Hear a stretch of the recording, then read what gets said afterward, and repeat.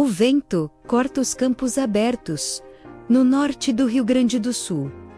Hoje, você olha para essa paisagem e vê apenas terra, plantações, a imensidão da campanha gaúcha. Não há placas turísticas, monumentos grandiosos ou multidões de visitantes. Mas em 1894, este exato lugar foi o palco de um confronto que revelava algo muito maior que uma disputa local. Era o sintoma de um país doente. Um Brasil que ainda tentava entender o que significava ser uma república. O Império tinha caído poucos anos antes. Em 1889, a monarquia era uma página virada, mas a nova ordem era um rascunho cheio de incertezas. E no sul do país, essa incerteza se transformou em pólvora e sangue. Hoje, você vai entender o que realmente aconteceu na região conhecida como Pulador, e por que aquele episódio não foi apenas uma batalha isolada, mas um espelho de uma nação dividida, que lutava contra si mesma para definir seu futuro. Para entender o que aconteceu no Pulador, precisamos voltar um pouco no tempo. Com a proclamação da República, a estrutura de poder do Brasil mudou drasticamente. A figura central do imperador desapareceu, e os governadores estaduais, agora chamados de presidentes de estado, ganharam uma força imensa. Essa descentralização, que parecia moderna, abriu espaço para disputas ideológicas violentas. A política deixou de ser um debate no parlamento para se tornar uma luta armada nos campos. No Rio Grande do Sul, essa tensão explodiu entre dois grupos principais. De um lado, os republicanos, liderados por Júlio de Castilhos, que defendiam um governo forte, centralizado e positivista. Eles eram conhecidos como pica-paus, por causa da cor de seus uniformes. Do outro lado, estavam os federalistas,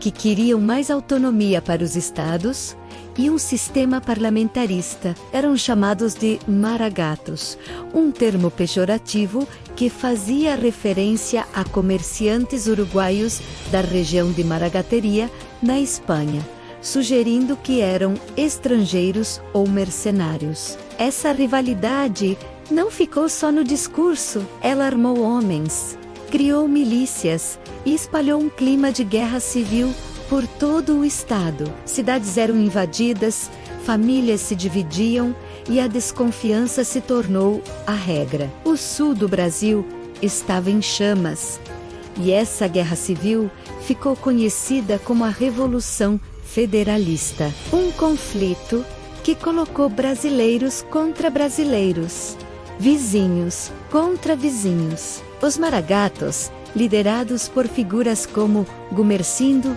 Saraiva, organizaram exércitos e iniciaram uma campanha militar que avançou pelo Rio Grande do Sul, Santa Catarina e Paraná. Eles não queriam a volta da monarquia, como alguns diziam, mas sim derrubar o governo de Júlio de Castilhos e, por extensão, o presidente da República, Floriano Peixoto, que apoiava os pica-paus. Os confrontos eram brutais. A tática da degola, um corte rápido na garganta, se tornou uma marca macabra dessa guerra, praticada por ambos os lados como forma de aterrorizar o inimigo e economizar munição. O Rio Grande do Sul virou um tabuleiro de xadrez sangrento, com tropas se movendo constantemente, tentando controlar pontos estratégicos, ferrovias e cidades. Foi nesse cenário de caos e violência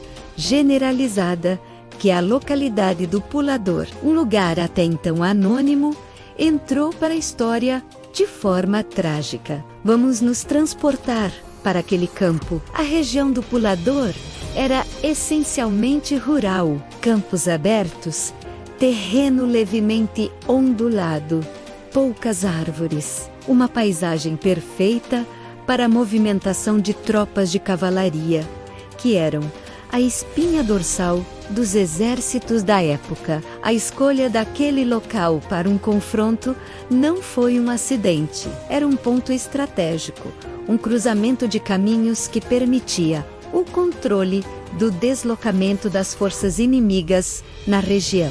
Tropas federalistas e republicanas vinham se estudando, se provocando em uma dança mortal pelo território. O confronto no Pulador foi o resultado direto desses movimentos táticos. Em 27 de junho de 1894, as forças se encontraram. Naquele dia, o silêncio do campo foi quebrado pelo som ensurdecedor dos disparos. A poeira subiu.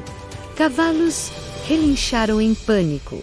Ordens foram gritadas em meio ao caos. Não temos um roteiro, minuto a minuto, da batalha. Os registros históricos são fragmentados, muitas vezes baseados em relatos de sobreviventes ou em breves menções nos diários de campanha.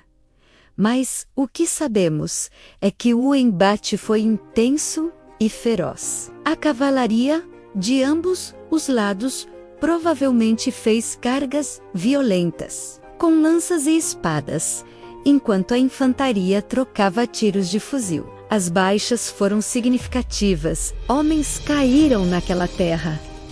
E o Pulador se tornou mais um capítulo sangrento, numa guerra que já era conhecida por sua brutalidade. Para os comandantes, a batalha poderia ter sido uma vitória tática, uma derrota ou um impasse, dependendo da perspectiva. Mas para os homens que lutaram ali, foi um inferno na terra.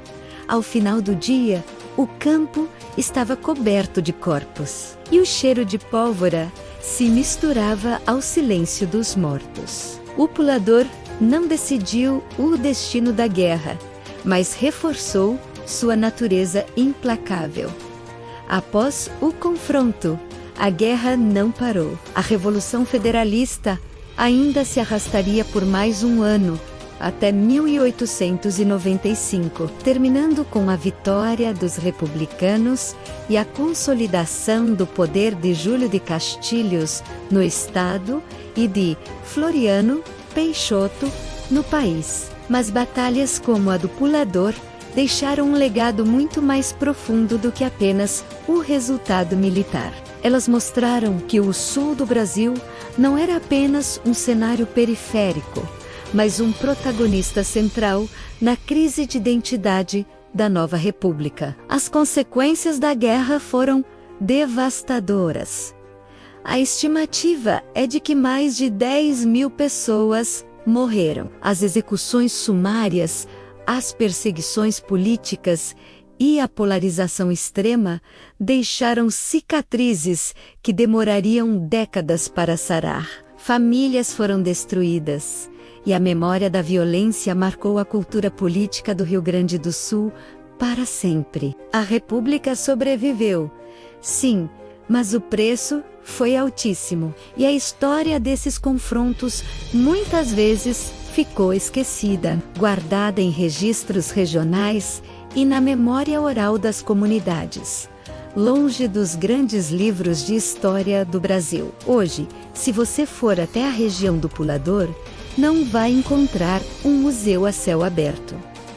Não há trincheiras preservadas ou canhões enferrujados. A terra, resiliente, seguiu seu ciclo. A agricultura tomou conta. E a vida continuou. O silêncio histórico que cobre aquele campo é quase absoluto, mas isso não significa que o episódio não tenha importância. Pelo contrário, a Revolução Federalista, com batalhas como a do Pulador, redefiniu o jogo político no Sul. Ela forjou alianças, reorganizou as forças políticas e influenciou o delicado equilíbrio de poder não só no Estado, mas em toda a nação. A forma como o governo central lidou com a revolta, com mão de ferro, mostrou o tipo de república que estava sendo construída. Uma república autoritária que não hesitava em usar a força para esmagar a oposição. O pulador foi um espelho de um país em transição. Uma nação requém, nascida, instável, fragmentada, que ainda aprendia, da forma mais dura possível, a lidar com suas próprias contradições. Esse episódio nos lembra que a história do Brasil não é uma linha reta e pacífica, mas uma sucessão de conflitos, disputas e tensões que moldaram quem somos hoje. Mas a saga dos conflitos, no Sul, estava longe de terminar. Anos depois da Revolução Federalista, um outro conflito, ainda mais complexo e devastador, explodiria numa região de fronteira disputada entre Paraná e Santa Catarina. Uma guerra que não envolvia apenas política, mas também fé, messianismo, disputa por terras e uma violência em escala massiva. No nosso próximo episódio, vamos cruzar as fronteiras do Rio Grande do Sul e mergulhar fundo na incrível e trágica história da Guerra do Contestado. Porque, para entender o Brasil, é preciso entender suas guerras. Obrigado por assistir e até a próxima. Não se esqueça de se inscrever no canal para não perder os próximos capítulos da nossa história.